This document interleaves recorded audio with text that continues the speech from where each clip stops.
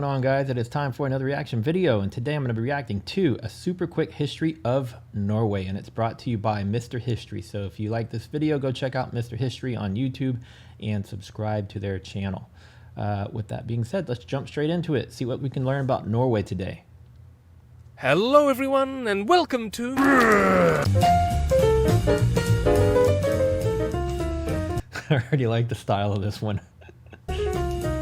This is Europe, and here's Norway. Now let's have a look, shall we? As the stiff, bitter grip of the last ice age began to slacken, human beings stepped onto the Norwegian coast, and there eked out a frost-bitten living as hunter-gatherers. New settlers arrived centuries later and introduced farming, and the area progressed into a Bronze Age and then an Iron Age that in turn birthed a number of small kingdoms, which we don't know a whole lot about apart from the semi-mythical records of the Icelandic sagas. And during all this time, the people grew more and... That's pretty, man.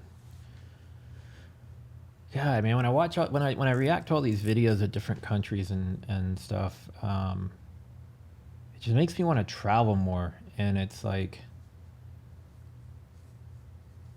figuring out the means to do so, you know? It's expensive to travel. You have to be able to take off of work.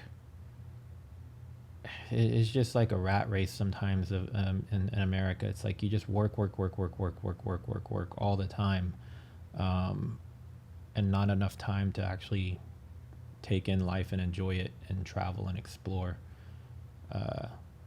Yeah, so kind of random, but yeah, I want to get out and travel more. And when I see these videos, it makes me want to do it, and then it makes me think, man, I just spend all my time working. More acquainted with the sea, a relationship that characterized the next and most famous portion of Norway's history, the Viking Age. For some reason, in the 8th century, no one's exactly certain why, the inhabitants of the Norselands took to the seas and began attacking, plundering, and enslaving all over the place. Not only were these Vikings feared fighters, but they were also skilled navigators. The Norwegian Eric the Red sailed to Greenland in the late 900s and established settlements, and his son journeyed further to what's now Canada. These were the sort of ships they were building. This one here is an excellently preserved specimen, unearthed in 1904. The quality of craftsmanship is strikingly obvious. It's crazy how they would put all these bends into the wood. And then all these carvings, it's like it's not just solely for structural. They put all these intricate, detailed carvings into them as well. Tradition holds that in the 9th century, Harald Fairhair became the first king of a united Norway. His son had the charmingly pleasant name of Eric Bloodaxe. Over time, Christianity began to permeate the region and spread at a quicker pace after the reign of Olaf II, who was later canonized. Some of these names are sounding familiar. I think I heard some of this when I was doing one of the reactions to how England, Britain, all of that was formed. The region and spread at a quicker pace after the reign of Olaf II, who was later canonized as a saint and had this Gothic cathedral built over his burial site. Who was later canonized as a saint and had this Gothic cathedral built. I'm always amazed. How did they build this stuff back then? How? Like, this is all, there's no machines, there's no tractors. Like, and it's all to perfection and beautiful. Like, I just don't understand how they were able to accomplish this kind of stuff back then.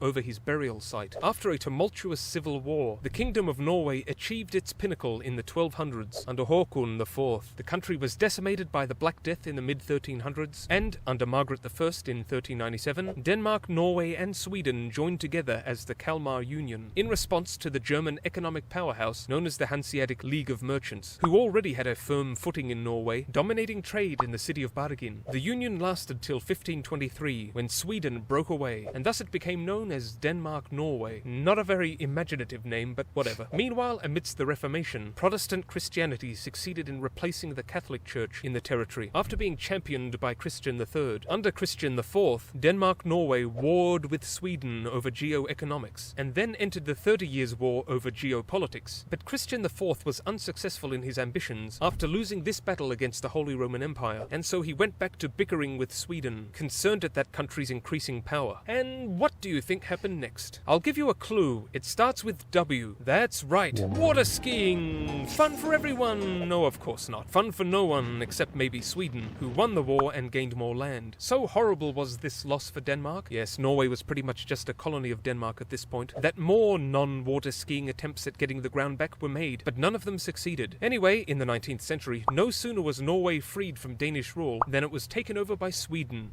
Entered into a personal union with Sweden. Though their aspirations for independence were thwarted for the present, the Norwegian people did not lose hope, and nationalism blossomed through the rosy lenses of the Romantic movement. As the population surged and the economy thrived, the merchant fleet expanded, and industrialization thrust the nation into modernity. In 1905, Norway, at long last, separated from Sweden and became a sovereign country. They even got a new king, complete with a splendid mustache. Norwegian explorers became the first to reach the South Pole in So 1905, they're coming up on 100 years, right?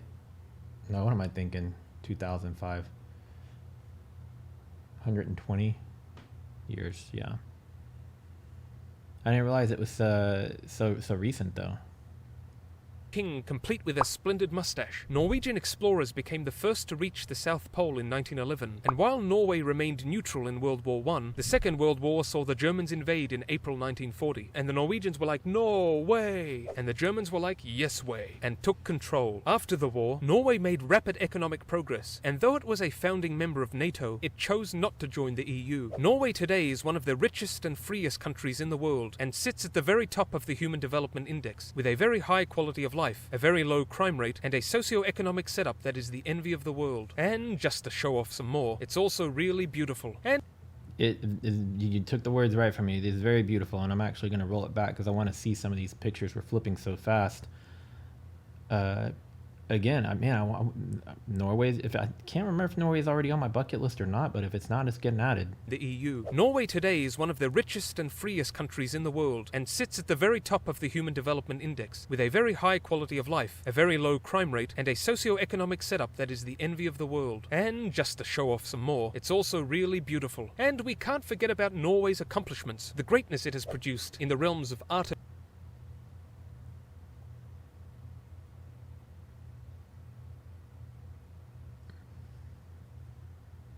music, in science, in literature, and going too fast here, Mr. the greatness History. it has produced in the realms of art and music, in science, in literature, and in sports. Admittedly, I don't recognize hardly any of these names. sport. Norway has won more gold medals in the Winter Olympics than any other country. Not bad for a nation that promotes penguins to high ranks in the military. So that's it for Norway, and that's all from me for now. Bye-bye! That was a fun video. I like the flow of it, Mr. History. That was a cool one. So if you guys like this one, you want to see more like it from him, go check out his YouTube channel, Mr. History, and see some more of those videos. I'm just now beginning to explore Norway as far as doing reaction videos. So if you have some videos I should check out, some things I should see about Norway, about the country, the culture, the music, the food, the military, or whatever you think I should check out, please comment below. Let me know so that I can start adding those to my list to do reactions to. If you like my video, please give it a thumbs up. If you're new here, subscribe, click the bell so you'll get notified every time I upload a new video. And I'll see you guys in the next one. Later.